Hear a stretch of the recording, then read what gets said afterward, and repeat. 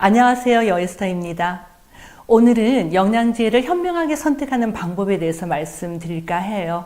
단순히 영양제의 라벨만 보고 제품을 선택하시는 것도 안 된다라는 거죠. 쉽게 말해 라벨에 속지 말라라는 겁니다.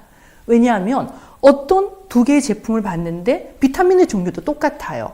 그리고 함량도 똑같아요. 그러면 이 A라는 제품과 B라는 제품이 같은 영양제일까요? 그렇지 않습니다. 어쩌면 전혀 다른 영양제일 수도 있다라는 거죠. 저는 여러 가지 영양제를 여러 회사의 제조 의뢰를 많이 맡기는데요. 제가 어떤 제조 회사의 영양제를 만들게 맡길 때 항상 제가 보는 첫 번째가 있습니다. 자, 영양제를 고르는 제 기준 첫 번째가 똑같은데요. 그 오너의 CEO의 철학과 마인드를 보라라는 거죠. 예를 들면 내가 운영하는, 내가 경영하는 회사의 순이익을 높이기 위해서는 당연하죠. 값싼 원료를 이용을 하는 게 가장 좋겠죠. 그리고 적은 비용을 들여서 더 많은 개수의 영양제를 만들면 좋겠죠. 그런데 예를 들면 내가 토마토 케첩을 만드는 회사의 주인인데 이 토마토 케첩의 원료를 값싸게 하기 위해서 어디 가면 값싼 토마토 구할 수 있을까요? 유기농으로 재배한 토마토 비싸거든요. 어디가 제일 쌀 것 같으세요?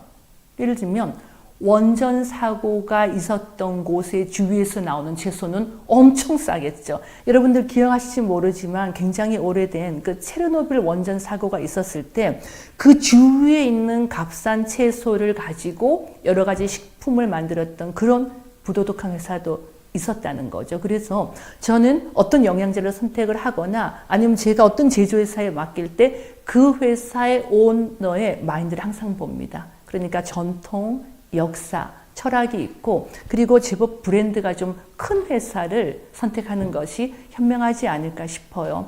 예를 들면 오메가3도 굉장히 이 제조 공정에 따라서 효과가 완전히 달라지는데 여러분들 제가 꼭 어디라고 얘기는 하지 않겠지만 어디에 가면은 몇 배가량의 오메가3가 한 1, 2만 원에 구입을 할 수 있는 게 있잖아요. 생선에서 오메가를 추출할 때 오메가를 엄청 많이 만들면 어떻게 하면 될까요? 생선을 막 지글지글 고온에 끓이면 기름이 쫙 빠져서 엄청 많은 양의 오메가를 만들 수 있잖아요.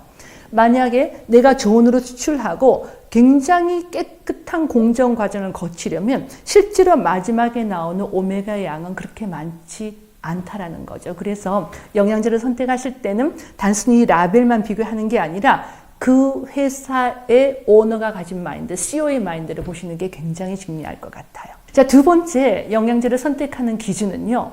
사람을 대상으로 한 임상 연구 논문이 있는지를 확인하는 것이 좋습니다. 물론 종합 비타민제나 비타민 D와 같은 단순한 비타민제들이 모두 다 사람을 대상으로 한 임상 연구가 있는 건 아니에요. 하지만 A라고 하는 유산균과 B라고 하는 유산균은 각각 효능이 있다고 알려져 있어요. 그런데 그 두 개를 합쳤을 때 과연 어떤 효과가 있을까요? 더 좋아질까요? 꼭 그렇지는 않다라는 겁니다. 예를 들면 유산균은 살아있는 미생물이기 때문에 두 가지를 합쳤을 때 어쩌면 서로 싸우면서 더 효과가 감소가 될 수 있다라는 거죠. 그렇기 때문에 정말 이렇게 퀄리티 높은 유산균을 제대로 만드는 회사들은 A와 B 각각의 유산균의 효능도 사람을 대상으로 연구 논문을 쓰고 그 다음에 A 플러스 B를 합친 것 그 완제품을 가지고도 임상을 하고 A, B, C 세 가지, 네 가지 유산균이 하나가 추가가 될 때마다 그 완제품을 가지고 사람을 대상으로 연구 논문이 있다라는 건데 예를 들면 우리 식약처에 등록 있는 유산균 중 20개 가까운 걸 다 집어넣어서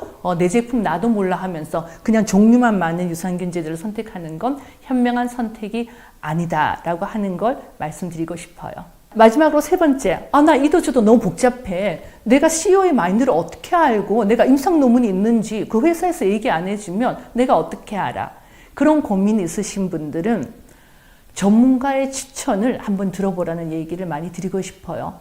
아직 우리나라는 약사분들은 굉장히 영양제에 대해서 많이 알지만 의사 선생님들은 사실 한국에 계신 분들이 영양제에 대해서 많이 아는 편은 아니에요. 하지만 미국이나 유럽이나 호주 같은 경우에는 의사나 약사 혹은 의사나 약사가 아니어도 그 헬스 프랙티셔너라 그래서 헬스 프로페셔널 그러니까 어떤 건강에 있어서 전문가들이 컨센서스 어떤 동의를 하고 어떤 잡지에서 평가를 하고 그러니까 의학 잡지 아니면 영양 잡지에서 평가를 하는 그런 기준들이 있습니다. 예를 들면 미국 같은 경우에는 그 뉴트리션 비즈니스 저널이라 그래서 그 굉장히 영양에 대해서 많은 전문가들이 모여서 이 제품은 100점 만점 몇 점, 이 제품은 100점 만점 몇 점. 예를 들면 종합비타민제 같은 경우도 100점 만점에 0점짜리부터 95점, 96점짜리가 있거든요. 그런 전문기관의 평가를 참고를 하시거나 아니면 믿을 만한 소비자 단체, 예를 들면 그 컨슈머랩이라고 하는 곳은 어떤 회사나 이런 압력을 다 벗어나서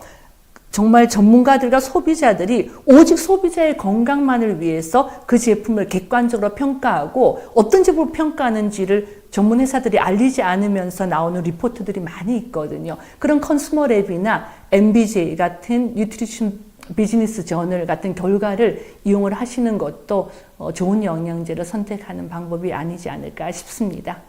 자, 오늘 에스더 팁은 홍익걸 씨, 저희 남편이요, 이렇게 해야 된다고 얘기를 해서 남편이 원하는 대로 했는데 이거 제 스타일은 아니거든요. 저는 다음 에스더 팁부터는요, 디테일이 있는, 쫀쫀한, 프랙티컬한, 실제로 도움이 되는 내용을 많이 알려드리도록 하겠어요. 오늘은 에스더 팁이지만 홍익걸 박사님 스타일로 한번 해봤습니다. 영태 PD, 마음에 안 들죠? 괜찮아요. 그래요. 그러면 잘 지내시고 저는 다음 주 화요일 날 에스더스에서 뵐게요. 나 홍 박사님 시킨 거하고 완전히 달라졌는데 어떡하면 좋지? 영태 PD가 책임져 줄 거지? 네. 에스더 TV니까. 에스더 TV, 에스더 마음. 이제 내 마음대로 할게. 이제 기분 좋다. 오케이. 그러니까 한 번만 더. 나 잘하고 싶어서 괜찮죠? 처음부터. 네. 큐. 안녕하세요. 여에스더입니다. 오늘은 영양제를 현명하게 선택하는 방법에 대해서 말씀드릴까 해요.